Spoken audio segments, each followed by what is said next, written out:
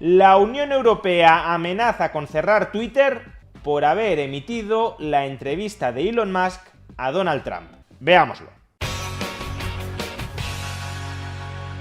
Este pasado lunes, el empresario y propietario de la red social X, Elon Musk, entrevistó a través de la red social X al candidato republicano a la presidencia de los Estados Unidos, Donald Trump. Y como a los burócratas de la Unión Europea no les gustaba que el contenido de esta entrevista llegara a los oídos de los ciudadanos europeos, no se les ocurrió nada mejor que hacer que amenazar a Elon Musk con sancionar a X por difundir esa entrevista. Atención a la carta que publicó el comisario francés Mercado Interior de la Unión Europea, Thierry Breton, amenazando directamente a Elon Musk. Estimado señor Musk, le estoy escribiendo en el contexto de los recientes acontecimientos de Reino Unido y en relación a la futura difusión a través de su plataforma X de una conversación en directo entre usted y el candidato a la presidencia de los Estados Unidos, que también resultará accesible para los usuarios de la Unión Europea. Por tanto, aquí ya está centrando cuál es el foco de preocupación para los burócratas de la Unión Europea, que Elon Musk va a entrevistar a Donald Trump a través de Twitter o a través de X y los usuarios de la Unión Europea van a poder ver esa entrevista. Siendo como eres la entidad individual que en última instancia controla una plataforma con más de 300 millones de usuarios en todo el mundo, un tercio de los cuales se hallan dentro de la Unión Europea, y como plataforma que ha sido designada como plataforma online de tamaño muy grande, tienes la obligación legal de garantizar que X cumple con las leyes de la Unión Europea, y más en particular con la Ley de Servicios Digitales. Esto significa esencialmente, por un lado, que la libertad de expresión y de información, incluyendo la libertad de los medios de comunicación y el pluralismo, están efectivamente protegidos. Bueno, pues si esto fuera cierto, nada más que decir. Si lo que garantiza la Ley de Servicios Digitales es la libertad de expresión, la libertad de información, la libertad de los medios de comunicación para autoorganizarse, pues entonces eso es lo que está haciendo X. En realidad, eso es lo que está haciendo el perfil de Elon Musk dentro de la red social X, porque Elon Musk no impide a ningún otro usuario de X que entreviste y emita esa entrevista, por ejemplo, a Kamala Harris. Por tanto, si esto fuera cierto, nada más que decir. Pero, por supuesto, Thierry Breton sí tiene bastante más que decir. Y aquí viene lo mollar. Esto significa esencialmente, por un lado, lo que ya hemos visto, y por otro lado, que han de tomarse todas las medidas proporcionales y efectivas para mitigar la amplificación de contenido dañino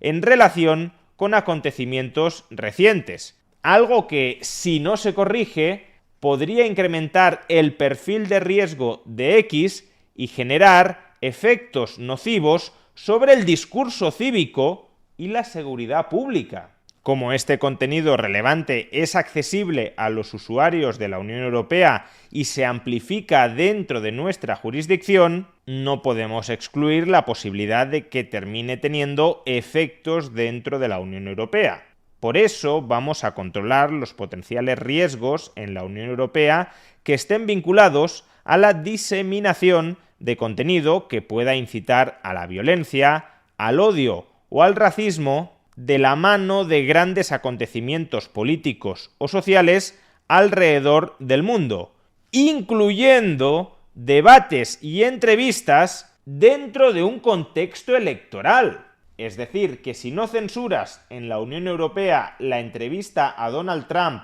o al menos no controlas lo que vaya a decir Donald Trump en esa entrevista, entonces atente a las consecuencias. ¿Y cuáles pueden ser esas consecuencias? Permítame aclarar que cualquier efecto negativo derivado del contenido ilegal de X dentro de la Unión Europea y que pueda ser atribuido a la ineficacia con la que X pone en práctica obligaciones relevantes que deriven de la Ley de Servicios Digitales, cualquier efecto negativo derivado de esta negligencia puede ser relevante dentro del contexto de la investigación que ya se está llevando a cabo sobre el cumplimiento general por parte de X de las leyes de la Unión Europea. Mis servicios jurídicos y yo mismo vamos a ser extremadamente vigilantes de cualquier evidencia, de cualquier indicio,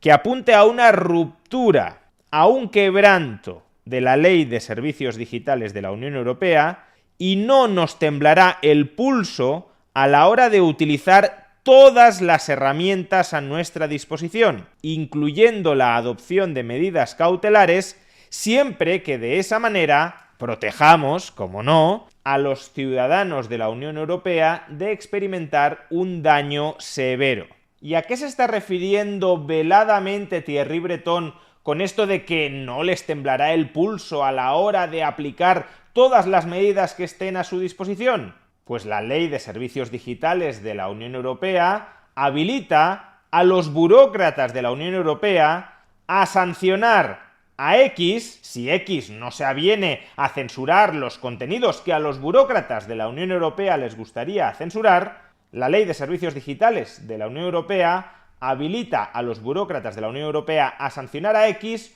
o con una multa pecuniaria de hasta el 6% de sus ingresos mundiales o, atención, con la suspensión temporal del servicio de X dentro de la Unión Europea. Cualquiera de ambas sanciones es muy grave. La primera, porque supone un coste económico enorme para X, una empresa que está en pérdidas, y por tanto a la que si le incrementas arbitrariamente con una sanción por censura las pérdidas económicas, podrías terminar arrastrándola a la bancarrota. Y la segunda, porque aun cuando esta censura, esta suspensión temporal del servicio se tenga que instrumentar a través de un procedimiento judicial, en última instancia de lo que estamos hablando es de clausurar un medio de comunicación o una red social porque no te gusta el contenido que se expresa libremente a través de ella. Y en este caso, incluso porque el dueño de la plataforma está entrevistando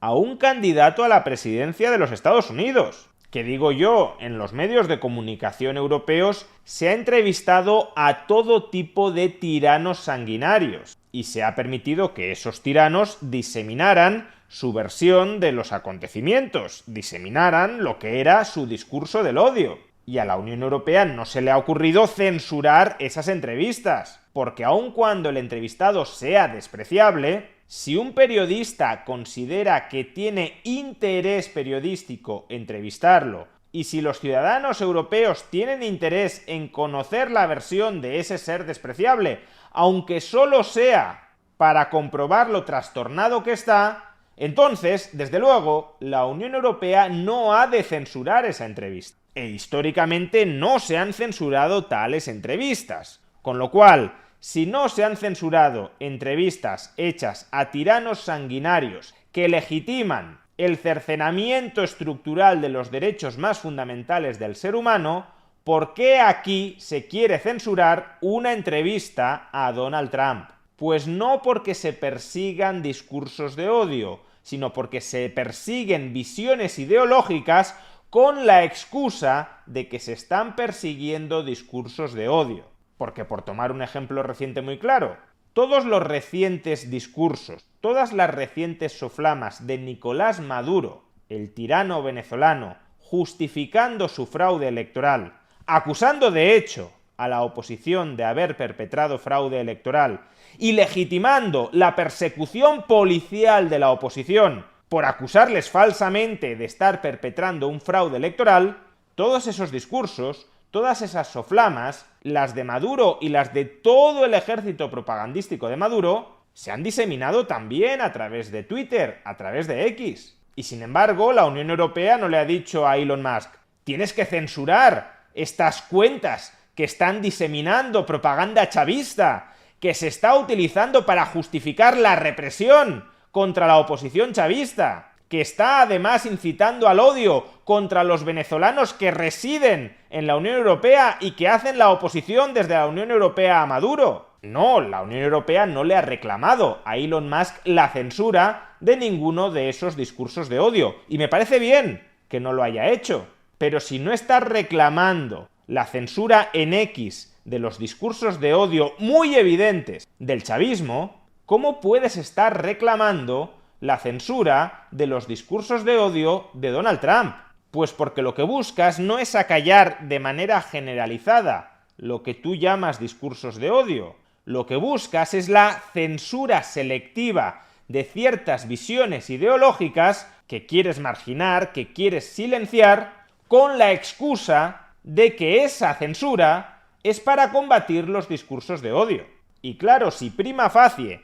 se está exigiendo que los medios de comunicación que operen dentro de la Unión Europea censuren a Donald Trump, censuren la visión ideológica de Donald Trump por estar irremediablemente vinculada a los discursos de odio, ¿cuál será el paso siguiente? Censurar también las entrevistas a todos aquellos políticos europeos que sean dentro del continente aliados de Donald Trump o que compartan su discurso ideológico. Si a un medio de comunicación español se le ocurre entrevistar a Santiago Abascal, ese medio de comunicación español será sancionado o incluso censurado temporalmente, salvo que controle, salvo que recorte el contenido de la entrevista que le ha hecho a Santiago Abascal. Es que démonos cuenta de la senda totalitaria, del camino de servidumbre por el que nos quiere hacer transitar la Unión Europea, con el argumento de defender a los europeos del daño que puedan experimentar